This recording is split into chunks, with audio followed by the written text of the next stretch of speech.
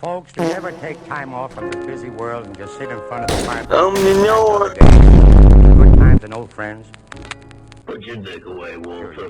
Backtrack, turn back, right.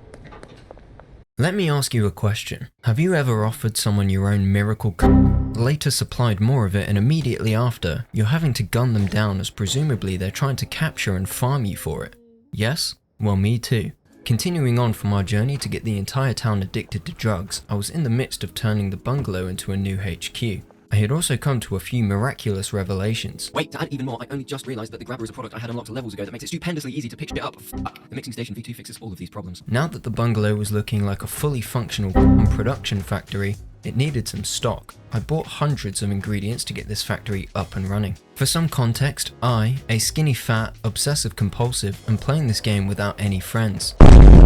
No reason, only because I enjoy the torture of constantly feeling behind and playing catch up. Existing in this kind of perpetual limbo gives me a rush, akin to that you get when you jolt yourself awake because you rear-ended a family of 5 driving your dad's brand new car in your sleep. Because of this, I play for many, many hours after curfew to ensure I'm cooking and mixing to keep my own and my dealer's stocks high. For a while now, the game has been barking at me to purchase a business so that I can disguise my dirty money as clean money from the IRS. To do so, I need funds in my bank. At this point, I had just about 5 grand and had maxed out the weekly deposit limit at the ATM. It was a sleepless night when I realized the journey I now have to take to progress to the next part of the game. I sold some fat crack to Philip, the friendly casino receptionist. I was alarmed to see his head literally inflate and can see him walking around as if he were on an ice rink. I reminded myself that Floaty Phil is just a human and cannot hurt me.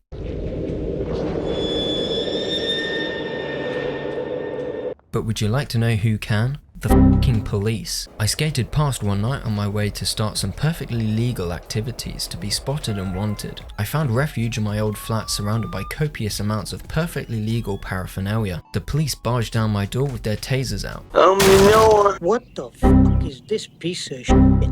But were unable to acknowledge said paraphernalia and were blocked by some kind of invisible barrier, likely the smell. As the days passed, I was finally able to make a deposit at the ATM. I then headed straight over to Ray's Realty to see how far away I was from owning my own legal business. Hitting a few obstacles along the way, foolishly I could already afford the fucking laundromat. I didn't need to wait weeks. Instead of vindicating myself and buying the laundromat, I went straight for the post office. When I arrived there, I lingered around the computer with the inquisitiveness of a small squirrel and then threw a whole heap of cash at it and told it to count it. This is possibly one of the most profitable post offices ever, profiting 4 grand a fucking day without posting a single letter. I wasn't quite satisfied, so I went back to Ray's Realty and bought the laundromat too. Keeping these machines running constantly for the next few weeks is key to getting to the next level. Finally onboarding Brad as a full-time employee, I realized just how low on stocks I was. This is a terrifying reality for me, so back to production it is. After mixing up a good 160 plus fat crack and about 80 meth, I was feeling quite confident that I could take on some more clientele. Getting a few more people hooked, I had even more stock to go around to top up all my dealers with. I met Greg Figgle, who was quite happy to receive a free sample. When dealing to him that very evening, I accidentally gave him 4 meth instead of 4 fat crack. Instead of trying to mediate, he smashed a bottle over the bin and started cutting me. I didn't like this and left my bat back at the bungalow, so I, a late 20s coward, fled. Having a small bit of cash stowed away by using my totally legitimate businesses, I decided to finally buy a car, as skating over this bit of turf was seriously getting on my tits. Presenting the shitbox. Terribly slow, extremely loud.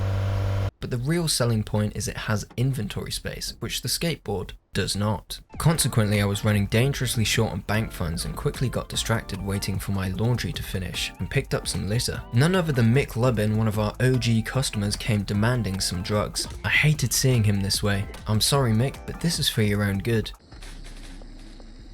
I was starting to feel the pinch of working on my own. Knowing this, what did I do? Hire help? Fuck off. I doubled up on meth equipment and cooked harder. The evidence of my work was becoming more and more apparent around the town as the person serving me at the petrol station was absolutely bugging out. Witnessing this kind of degeneracy, I needed to press on. I raised some funds enough so that I could buy the car wash. Something tells me that the police are buying my product too, and that I just don't know about it. I caught this cop bugging out over my trash hoarding. Frequently, while locking in, people would try and buy my stuff through the wall. On this occasion, I made all this effort only to be refused. Rejection is an unfamiliar feeling to a drug dealer, so I may have acted out. Slightly. All my efforts were slowly paying off as I had finally unlocked the ability to get Cranky Frank addicted. Well, I'm sure he's already addicted to a variety of things, but now to turn him into something way worse. Much like when life gave us AI, we made Italian brain rock characters with deep-rooted lore. No, Winston. When life gave me donuts, I made miracle. I'm not sure if you've fallen in love before, but it kind of feels like this. Time to go and offer it around the entire town. Unfortunately, the new strains I had specifically designed for the new demographic were not going down well at all. I was so delusionally furious I tried to make love to a car. I mixed up some more strains including Afghan Puke, Sexy Thunder and even Girl Scout Piss.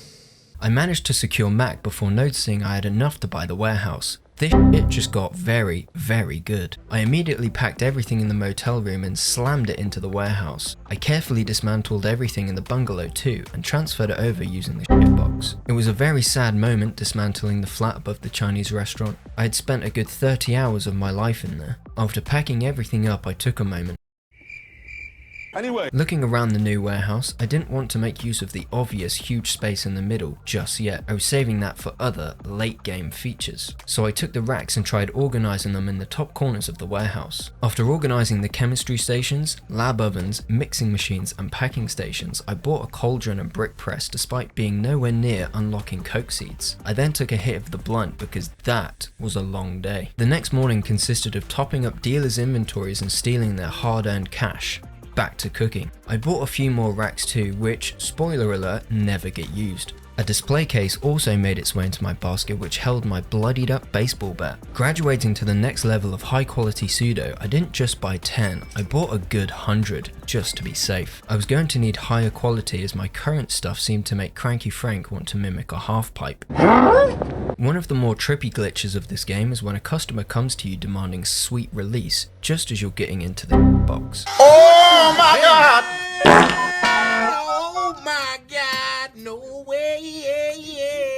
We finally get referred to a coke seed supplier after dealing literally right outside the warehouse. But first, miracle. Anyway, I loaded those cute little pink seeds into 10 pots for a little tester run, while still mass producing miracle meth and doesn't matter. I was buying baggies from my boy when a severely disturbed Mario Kart solo player came and started throwing fucking hands. I'm extremely ashamed to admit I hid and waited for her to go home before going back outside. Can you blame me when this is waiting for you to step outside so she can have her way with you? My coke plants were finally ready to harvest and the leaves to be mixed with gasoline in a cauldron. It birthed this kind of sticky material that needed baking. While it cooked, I went to stock up on more baggies from my boy. This time Mrs. Ming came and decided to start throwing hands. This was certainly the tipping point. As much as Mrs. Ming has been a very loyal customer to me, I can't take this abuse anymore. Rest in peace, Mrs. Ming. As every rapper will tell you, the #1 rule of drug dealing is to never get high on your own supply. Where the fuck is the fun in that? I smoked up some strain that makes gravity quote unquote optional, and then ripped a line of coke while finishing my chores. Much to my own amazement, I did it a lot quicker than normal. I don't quite know why.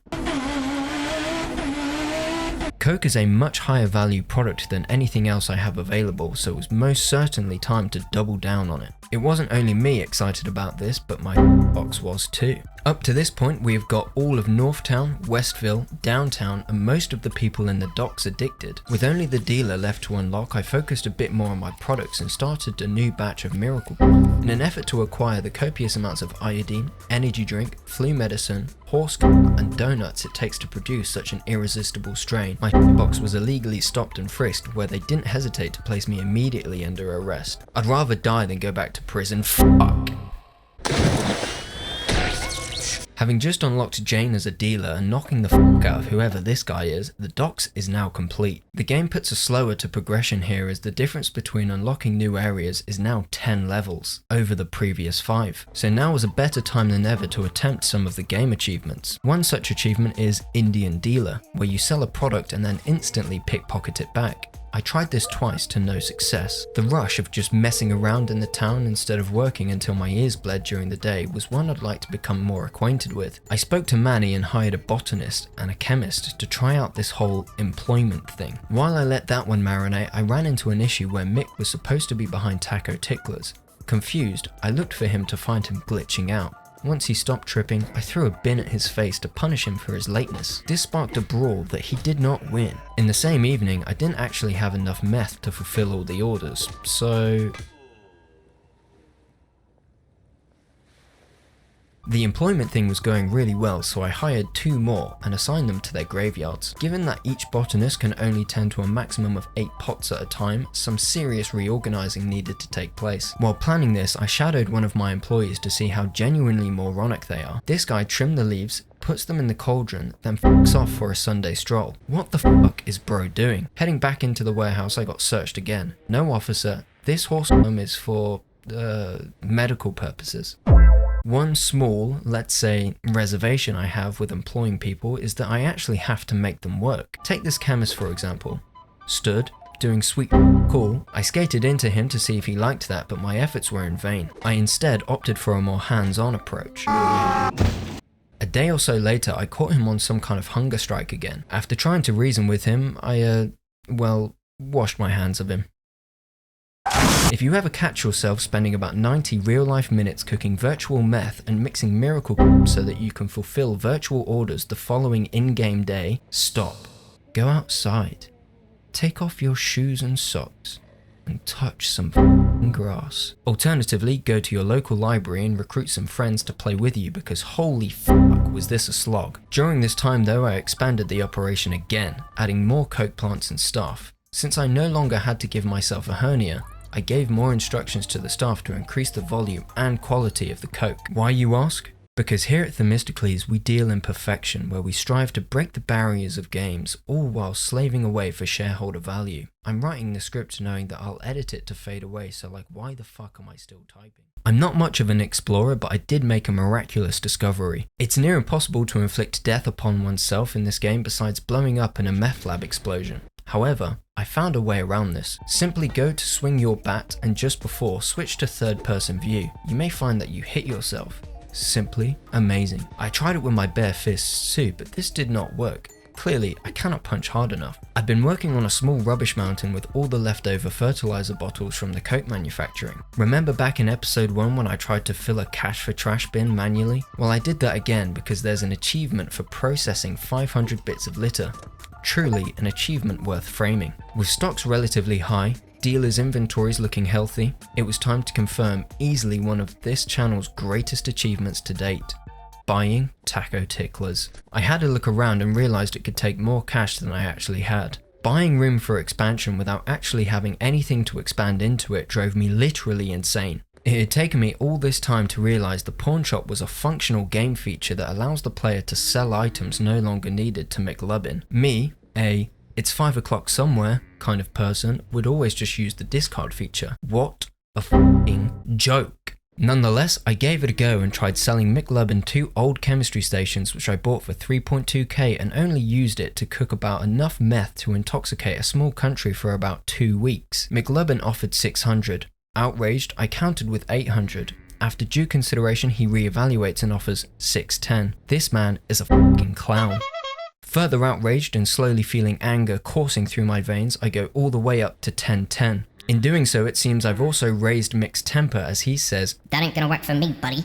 While he hides his seething anger in an effort to remain a man of pride. He comes back again with 610. Seeing that we're never going to come to an agreement here, I offered 810 again, consequently raising Mick's anger even further. He comes back with 610 one more time. I strike a finishing blow, again offering 810. He fails to subdue me, and I dump him in front of some innocent bystanders. Okay. Jesus, it was like negotiating with someone from Vinted. Yes, this was an actual negotiation I had with someone for a pair of shorts. After the encounter with Mick, I needed some heightened protection when wandering around these dark, dangerous and unpredictable streets. I went to the warehouse and purchased a gun.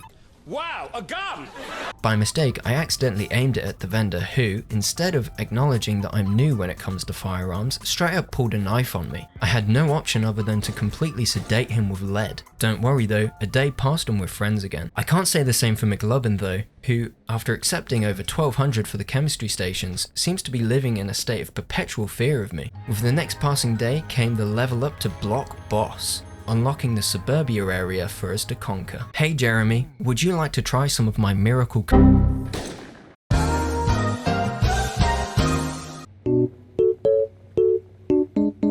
After murdering Jeremy for trying to harvest me for my seed, I was on such a high I decided to try and pickpocket Cranky Frank to get the Indian Dealer achievement.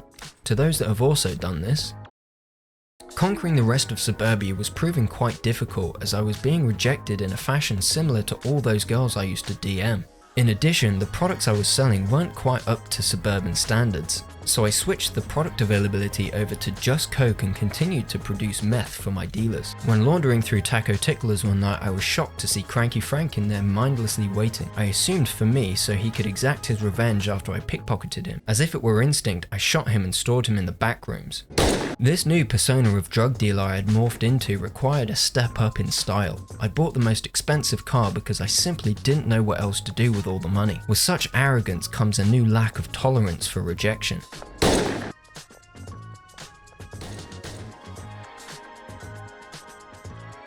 Huh? There was also a weird glitch with Javier invading different deal locations, and each time I had to reset him with my skateboard in order to execute the deal. This poor guy just can't catch a break, neither can some of my staff. I was running out of things to purchase with these piles and piles of cash, so I finally decided to purchase the barn location, which never really appealed to me. Though, looking around it, how on earth did it take me this f***ing long to buy? I set up the barn to be a powerhouse of coke processing, equipped with enough pots and plants to occupy 4 botanists, 2 chemists, and a handler. Put your dick away, Walter. I also built a small section in the corner for drying racks, which drastically increases the quality of our product, which should help convert the non-believers in the late game. Now, having nearly brought all the business in suburbia on board, I had unlocked Way, our penultimate dealer. Fuck you, mate! After waiting a while, we had finally got our first gold star cocaine. I had set up all the pots to deposit leaves at the drying rack, but decided to buy a few storage racks and have the leaves redirected there after finding out how long the drying process takes. I bought 8 more racks too and arranged them sideways to cut drying times. Finally, this barn has been morphed into an Amazon Prime efficiency level warehouse of pure cocaine refinement. Finally, we have come excruciatingly close to the next level. But you really thought I would have this game concluded in 2 20-minute videos? I have a full-time job and hobbies and a social life. Pour me. Pour me. Pour me another drink. So I'll ask again, are you f***ing high? Stay tuned for the finale. I'd like to thank this month's mildly concerned bystanders, and thank you for watching. Backtrack, turn back the page. Life be so rough. Times is tough. Life stays that way. Times is hard.